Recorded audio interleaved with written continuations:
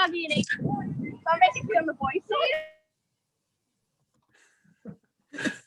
It's not a Zoom without some little tweak.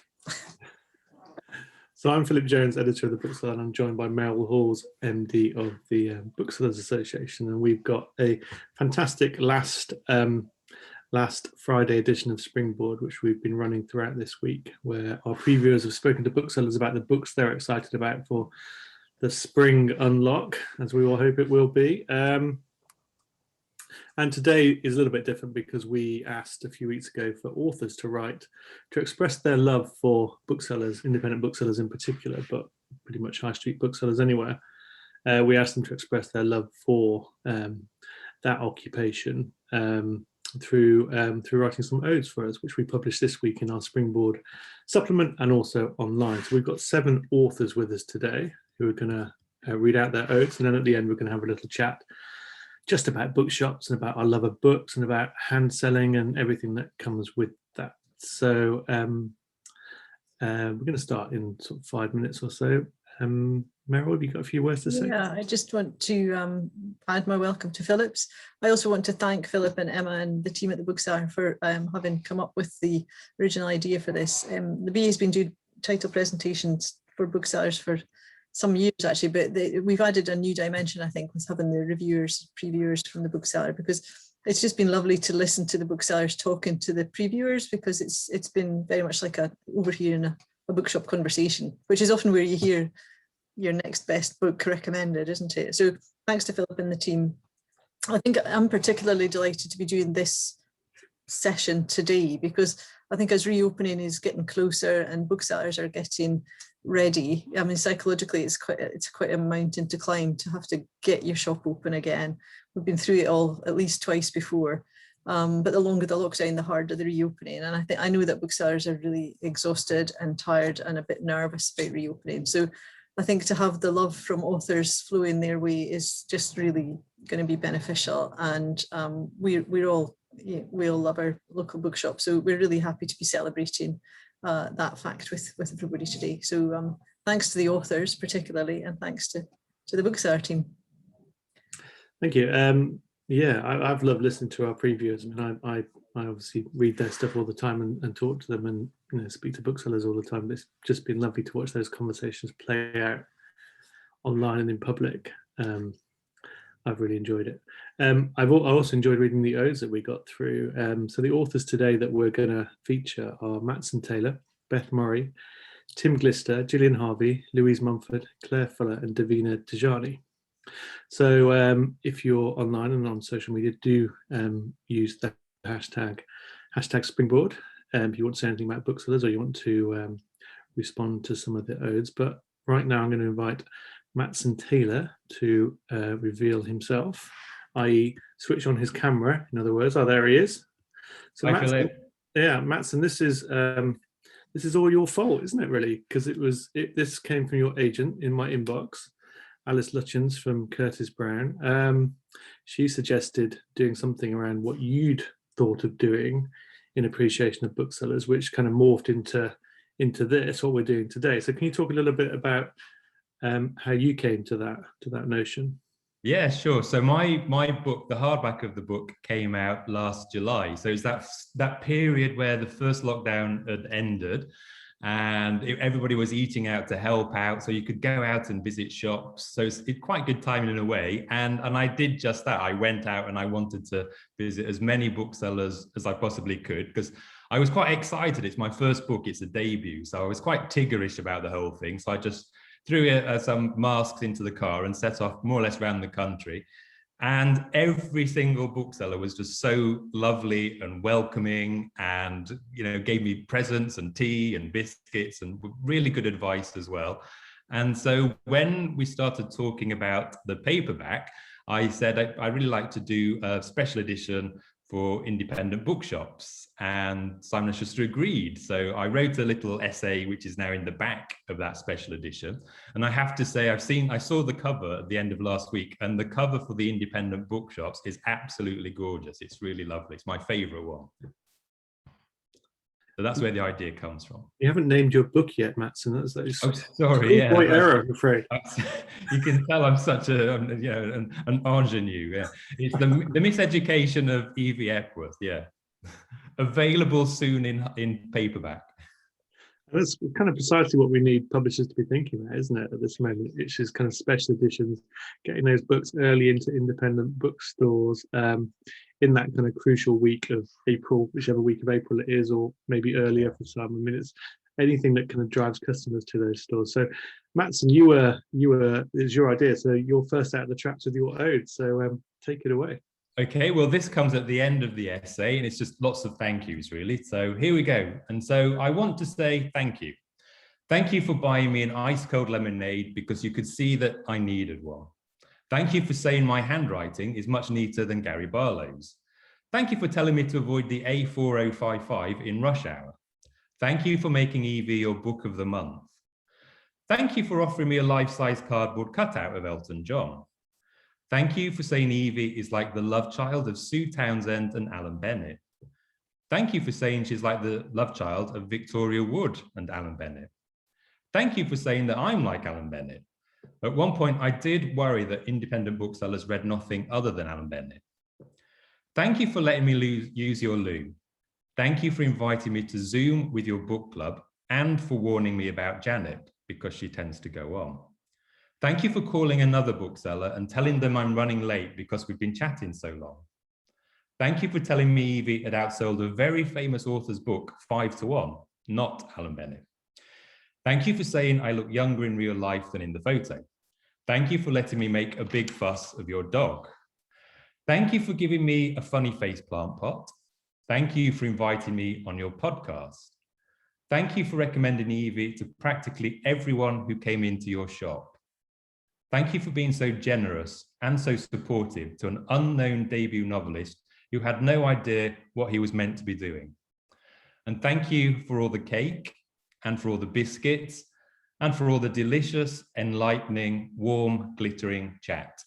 Thank you. Matson, thank you. That was really lovely. I think it's you've summed up what it's like to be on tour. I think that's absolutely fabulous. And, you know, thank you for having the idea and making this happen. So up, I think we have Beth Morrey. Beth, are you there? To make yourself, reveal yourself. You've got lovely curtains there. Hello, how are you? Thank you so much for coming. One of the authors who responded to Philip's plea for Odes to Booksellers. Very, very kind of you to do this. So without further, no, I should mention your book. So your debut, Saving Missy, was published by HarperCollins in February 2020 as COVID hit. I remember being at the a indie thinking event where they were I think the proofs were first available and people were just grabbing it and running with it. So I think it's been a great favourite of booksellers. So thank you very much. Paperback publishing in March. So you're a COVID debut. So do take it away with your ode. So mine is a sonnet called Sonnet for a Bookseller. I wonder if you could help me. There's this book I want. The woman on the front is wearing a yellow coat. Golden lettering in a medieval font. The cover has a tiger and someone sailing a boat. My mum said she thinks the writer might be French, about a fat king who just can't find a wife. They made a film of it starring Judi Dench. A boy who opens up worlds with a magic knife. The Scottish one who won the Booker Prize. That whodunit with the bloke called What's It Strike? It's about a robot kid who's chased by spies. Can you recommend something you think I'd like? So long as readers come with books in mind, those brilliant sellers know and look and find. Thank you, Beth. I love that because that is completely what I do. I have no head for book titles anymore. Can't remember author names, book titles, etc. So I'm constantly describing a book, whether through its contents or the way it looked. I remember even being on the radio at the Frankfurt Book Fair talking about your book and not being able to remember the title very well, even though I had it written down on my hand. I think that was when they did the rights deal. Do you remember that? Yes, I do remember. I remember the mention. You always remember a mention. Even if it's an inarticulate one, as probably was the case with me. But thank you, Beth. Thanks for responding, and thanks for coming on to share your ode, and see you in a bit. So now I'm going to introduce Davina Tijani. There you are. Beautiful yellow background there. Thank you. Thank you for responding so enthusiastically to these odes. So I'm looking forward to hearing you recite your one. So ready when you are. Thank you. Mine's called Champions of Books. Invaluable in more ways than one, creating a big warm community, making special spaces of calm and fun, and building true places of joy and unity. Crafting a sanctuary for readers, making us feel welcomed and connected. The greatest of book cheerleaders, while making sure no reader feels neglected. Acting as publishing's greatest aid, you see the passion, hard work and creativity, the brightest light of the trade, and the champions of tenacity. All while managing the bookstores and making a home of more than just books and activity, by putting on events, signings, readings and tours, and welcoming us all back each time with such festivity.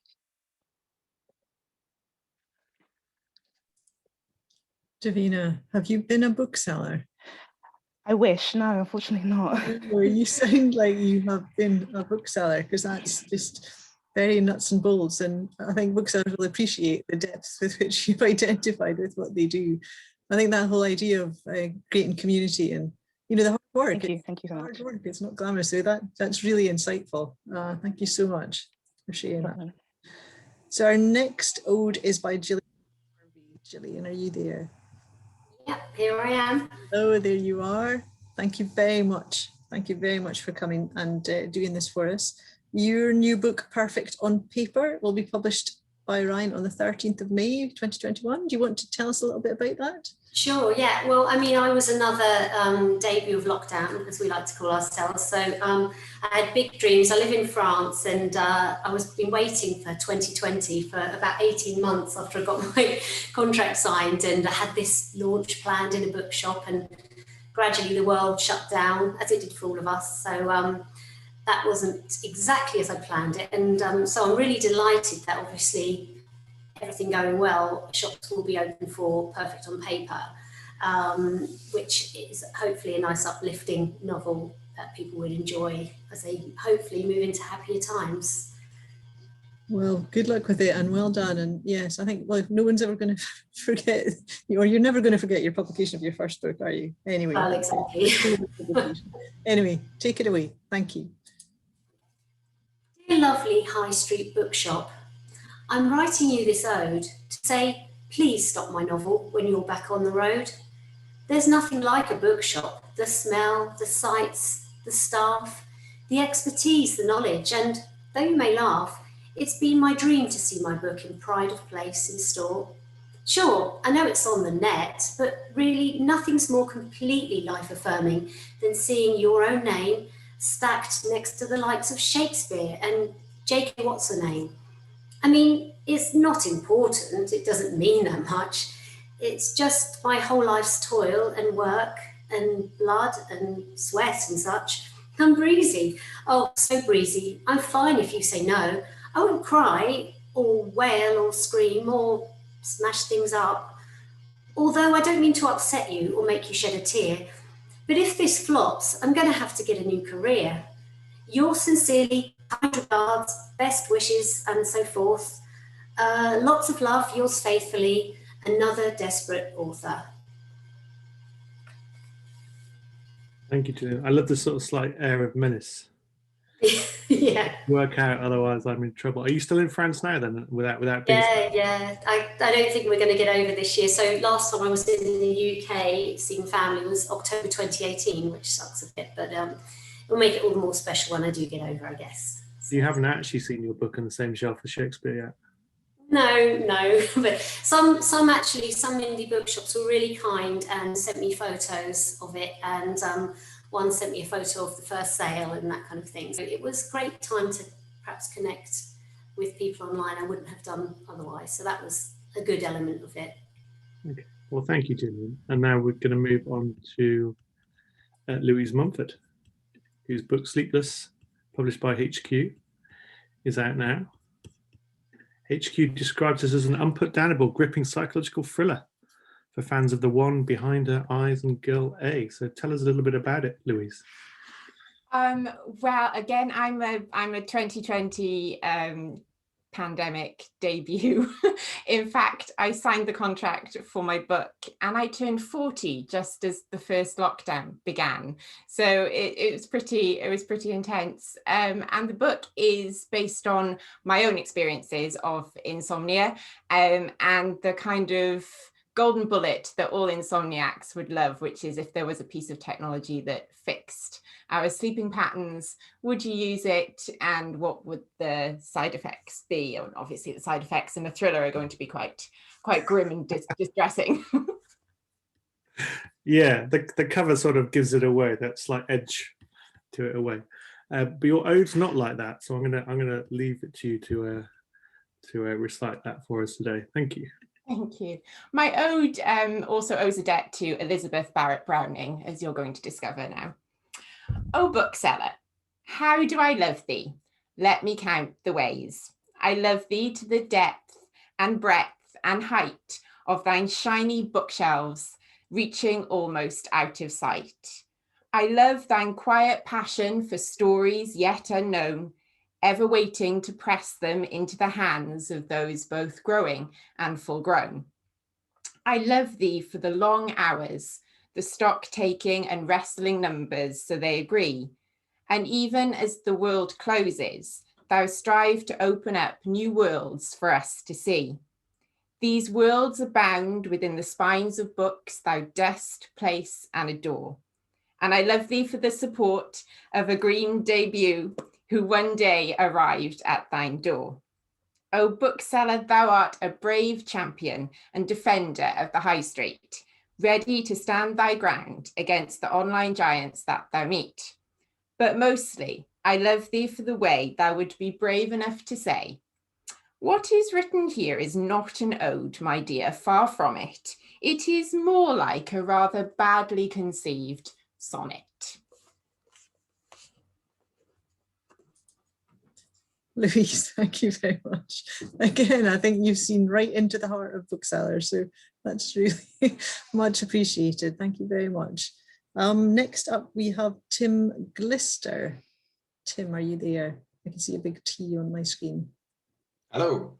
Hi. Now, yesterday when we did our run through, you were sitting next to an enormous supply of drink, and you don't give that away. No, I have tilted round my table so you don't see the enormous drinks cabinet that is normally kept next to my desk. Blown your biggest secret. I'm terribly sorry. Thank you so much for joining us. You're the Red Corona, published by One World, which is out now. Do you want to give us a bit of a pen? It is. I'm going to be very cheeky because I realised that my bookshelf is far too far away for me to sneakily put. So here's the book. It's called Red Corona. It was due out May last year, but obviously has the word Corona in the title. So we pushed it back 9 months. I think the day my author copies arrived, which was quite fun. It's a 60s set spy thriller. So think Ian Fleming, Len Dayton. It's about the Corona satellite program, which was our kind of, well, America's first foray into global surveillance and what that means for America, UK, Russia, all of that kind of 60s spy fun. Did you really very much regret the title then, or were you? It's been back and forth. It's ethically. Yeah, as I've said to a few people, it was like this was a funny word that I found. It was going to be like my Ipcris file or something like that, and then everyone on the planet learned it. Not so much. Connotations now. Anyway, you have also penned an ode, so we're looking forward to hearing that. So over to you. Thanks. Yes. So this, I guess, is called I've Been There. So I've been there. The book you stop stickering to peek inside. The novel you find when a customer only knows it's blue. The calming zen of reordering the back shelves. I've been there. The quiet shifts spent reading. The busy ones spent smiling, reaching, stooping, carrying. The aching feet. I've been there. the waiting for the last late night browser to head back out into the rain, the huddling in the shop doorway because you forgot the clock's changed, the terrifying responsibility of recommending someone's next read. I've been there, and I remember how incredible it all feels, and how special being a bookseller is, and how amazing you all are.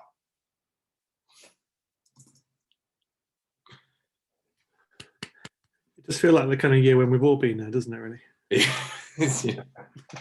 I was remembering because of these phone online Zoom sessions that I was briefly, maybe for 6 months, an unpacker at Blackwell's Reading Bookshop, and I remember unpacking books and never quite getting over the joy of, even though it was in very plain cardboard, arriving from Tiptree as it was then, often with huge numbers of invoices attached. So it's a very unglamorous location and procedure, and yet you find within it this gold, these books. Yeah. And you're the first person to see them.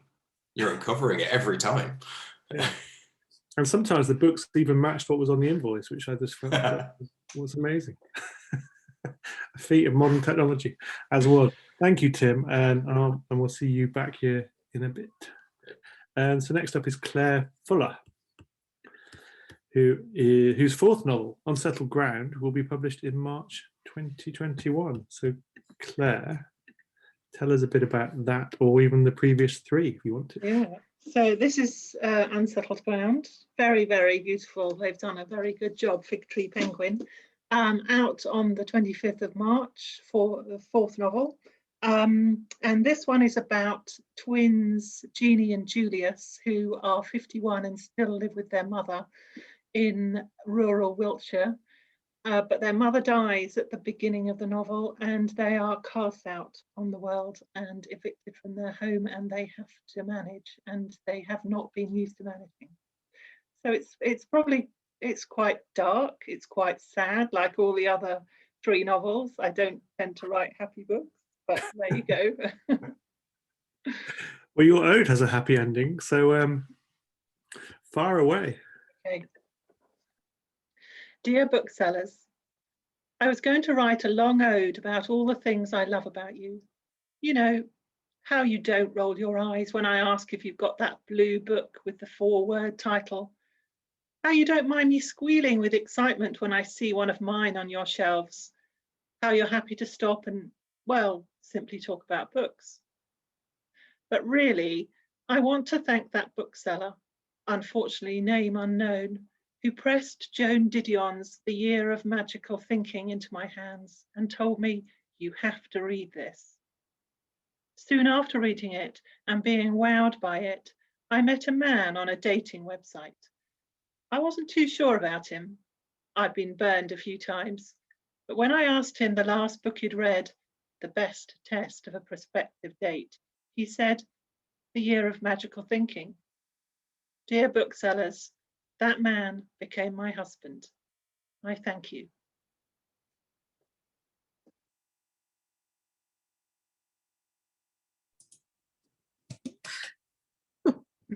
Oh my goodness. There we ask, Claire, is your husband in the background? He normally is working from home. He's a university librarian, but this week he had to go into the university, so he's not here at the moment. But he is normally. I hope he's watching, tuning in. You know, it's really odd, Claire, because when I met my husband, we were also reading the same book. Oh, what was it? It was The Lyre of Orpheus by Robertson Davies. Wow. Oh, big purple covered hardback. Yeah. I think they've got a lot to answer for, these booksellers, haven't they? They do. Matchmakers as well. Yeah, they really are. Thank you so much for that. It's been thanks to all the authors. Are we going to get all the authors to come back on now, Philip? Is that the idea? That is the idea, yeah. And also we've invited our two at least of our booksellers who were on the sessions earlier in the week. So if everyone wants to reappear, I think if you'll materialize if you turn on your cameras. There you all are. So I think one of the things, you know, obviously the whole session is around thanking Booksellers for all the hard work that they do, and what a crucial part they are as part of the ecosystem. And we just thought we could just have a bit of a chat between the booksellers and the authors. I mean, is there anything, I mean, for Uli and for Will, you're obviously marching or hobbling or skipping or running towards reopening. I don't know which tone you're adopting, but how are you feeling about reopening, and what are you excited about, and what books are you looking forward to selling once you've got the doors flung open to the spring air? Shall I go first? I think maybe creeping towards Creeping. reopening. I guess we're beginning to think about it, and I guess that's the object of Springboard, to kind of get your consciousness kind of orientated toward what's going to be involved practically in terms of reopening, getting excited about books, getting prepared. I mean, we've been so overwhelmed during lockdown 3, just kind of order fulfilling and staying on top of how busy we've been, and how grateful we are to have been so busy, but just beginning to think about systems and resanitization and social distancing, and how we're going to do all of those practical things. It's really important to get the practical things down and right, because everything flows from that. Being prepared with forthcoming titles, having spreadsheets work for us, having a keen sense of what's coming out, so you're fully conscious, you're fully aware as things go forward. And I think most importantly, continuing to care for your team. It's been really important to support each other in this period, and to hear each other, to care for each other. It's been a tough time for everyone, and just more of that for us as a group of people who work together, and then by extension to our customers when they start coming in again. I think that's really crucial. Yeah, I totally agree with everything then. Yeah, just kind of firstly thinking about your customers and your staff, and trying to empathize with the world that they will be participating in, and that for everything for us, it will be in the Lake District about managing numbers. There will be lots of people, and we just want everyone to feel happy about that together, instead of there being an imbalance about certain people feeling happy and others dread. So if we can come to some kind of meeting where we're all positive, that's a part of, I think, having just clear notices about what we're doing and our processes. That's been really helpful in the past. The clearer that you can digest them, the better. And obviously, as booksellers, we've got the joy of having all of these new books coming out, where you feel like that in itself is something great to be a part of supporting, and to be a part of sharing at a really crucial time.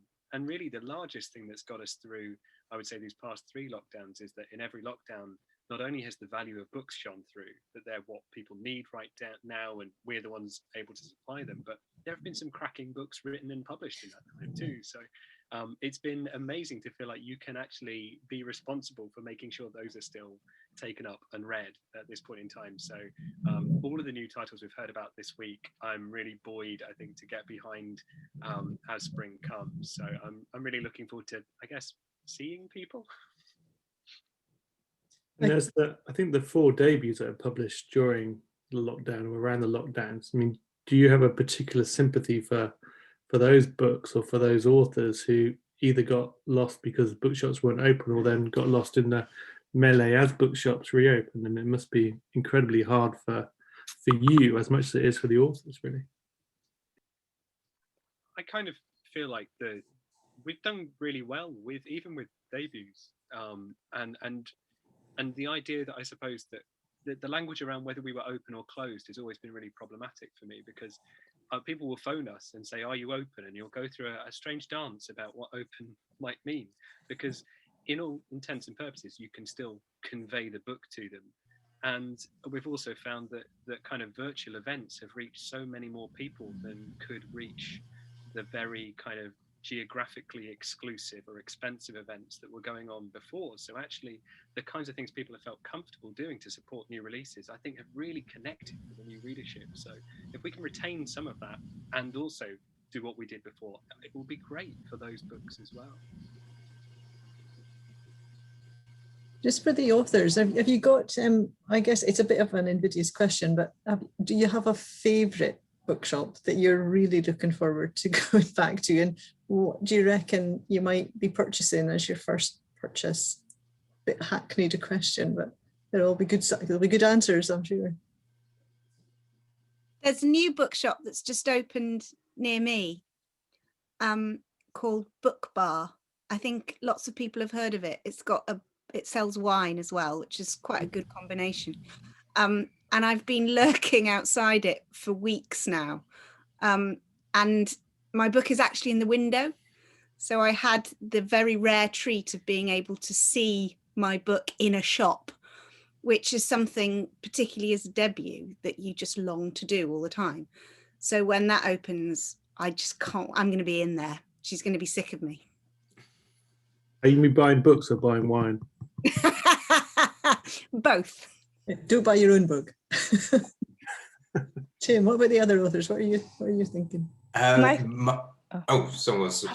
I was going to say, can I second Beth's comment? I want to go to the book bar so badly. It looks so good.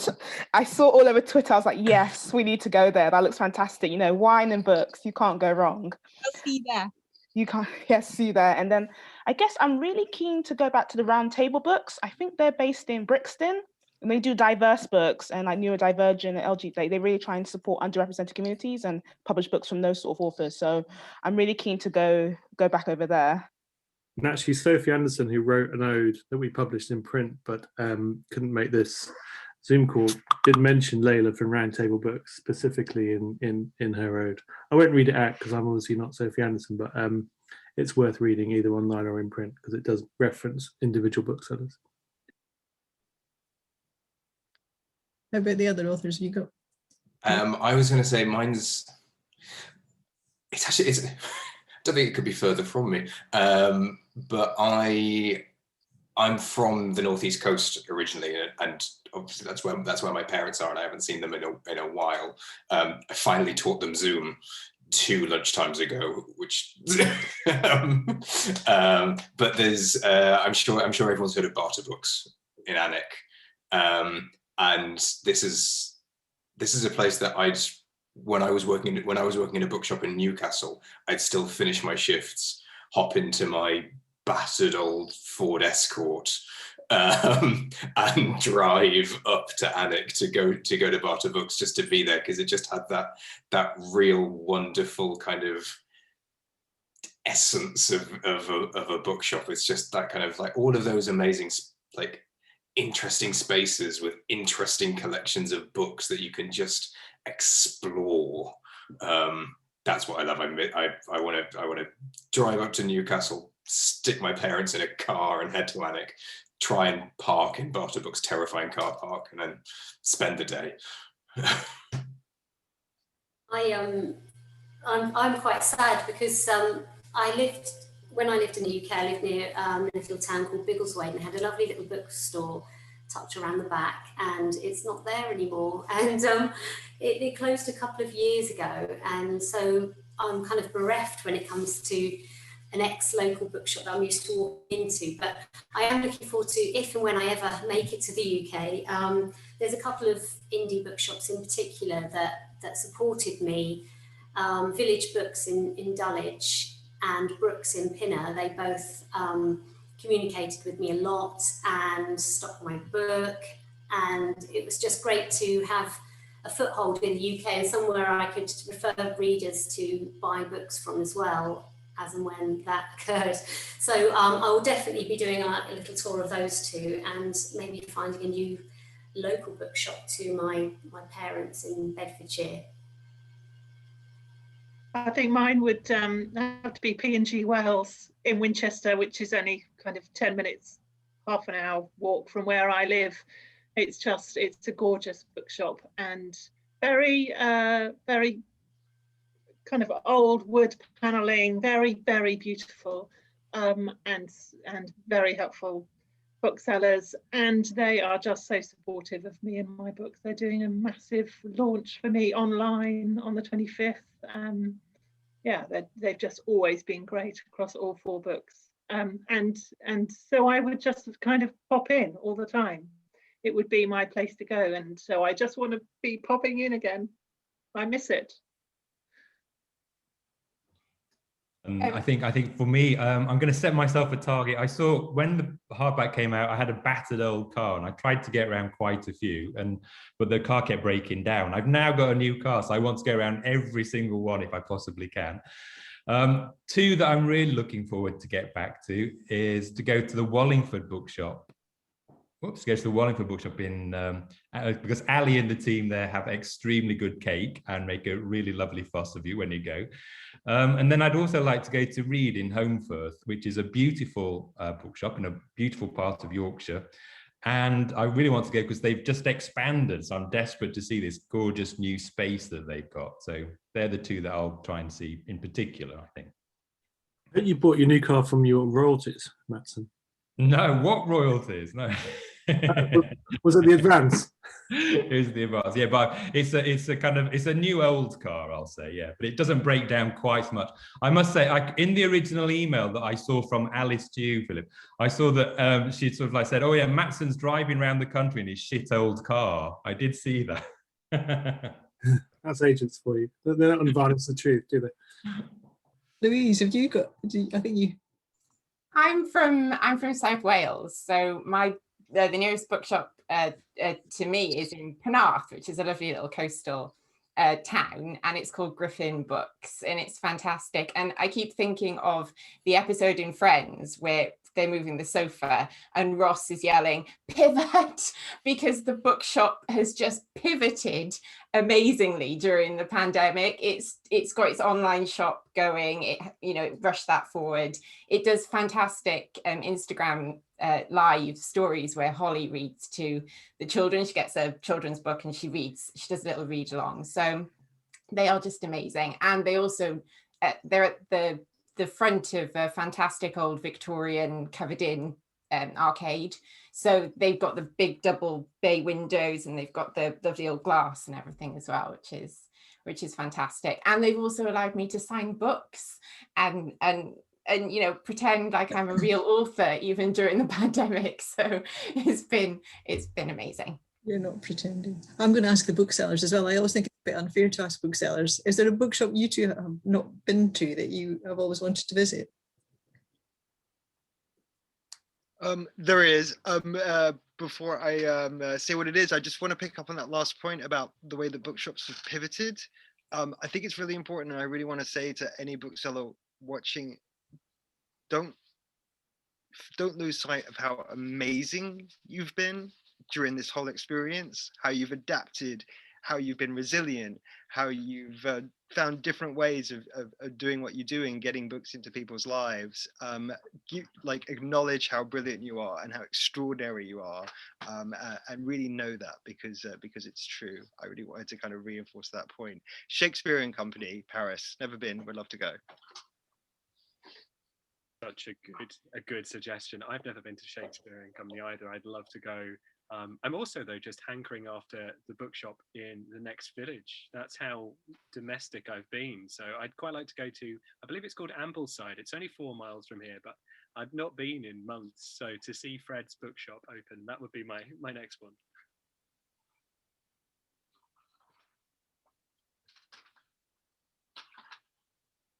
And Meryl, what's your favourite bookshop? Oh, I'm not allowed to say. But we did a session, the team did a session last week, and I did ask my team what bookshop that would they like to visit most and why. And when I thought about it, I thought I'd like to go. I've never been to the Cayley Place bookshop in Ullapool, and I would love to go because I think it's an extraordinary place. Geographically, it's very beautiful, and I think they're renowned, and it sounds delightful. I'd love to go. I'd like to go to the Main Street. Have you not been? No, and terribly, I did drive almost past it a few years ago, and still, with 3 small children in the back of the car, I just couldn't face. I'm sure Rose would have loved to see you all, sticky fingers and all. But what we're hearing today. When the last lockdown ended in June, I went into my local bookshop, the Stoke Newington bookshop. It was like a religious experience. To be back amongst all those books, most of which I hadn't read, and surrounded by all that knowledge from the booksellers, and you know, the Stoke Newington Bookshop, it's just occupying a typical kind of, you know, there's nothing unique or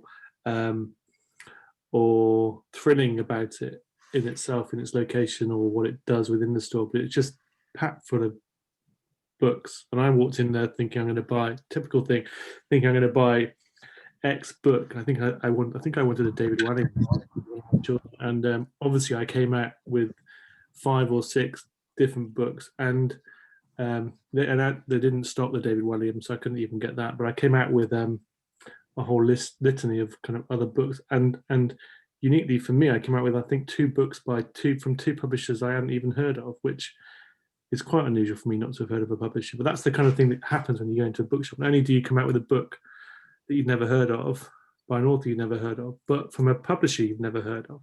And I think that's amazing. That was just for me a reaffirmation of why we do what we're doing and why we're, you know, desperate to get bookshops reopened, officially open their doors so that we can all get back inside again and have that experience. I think if anybody who's listening and watching hasn't read Philip's leader in the Bookseller today, they ought to, because he's put into very pithy terms exactly what's important about high street booksellers, and to Uli's point, you know, why it matters what you all do. Because I remember listening to, we had a Bill Mitchell, the psychologist, do a session to booksellers in the first lockdown, trying to, you know, he's written a book about coping with adversity and feeling overwhelmed. And one of the things he said to everyone was know your impact. And I think that's exactly what you said, Lily, is you know your impact, because I say this all the time, but it's so true. Good books matter, and so bookshops matter. And if you know your impact, you know it makes a difference. And I think because we've had this experience without it, it's really reinforced what it does. Rather like if when the ebook came along and suddenly everyone was worried that everyone would just read digitally, but actually what it did was reinforce what was important about physical books, as well as, you know, what was good about ebooks. But it re-emphasized why people buy books with beautiful covers on, some of which we've seen today, and why they want to hold the physical object as well as read the content inside it. I think we are almost at time. So unless any of our panelists wants to say one or a few last words, I think no, you all right?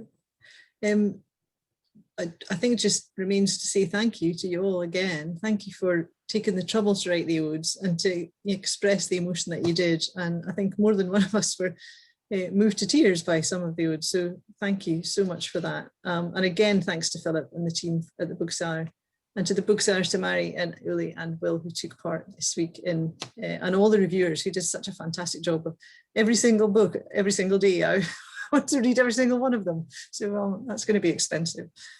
But just thank you very much. And we'll do this again, maybe in the autumn.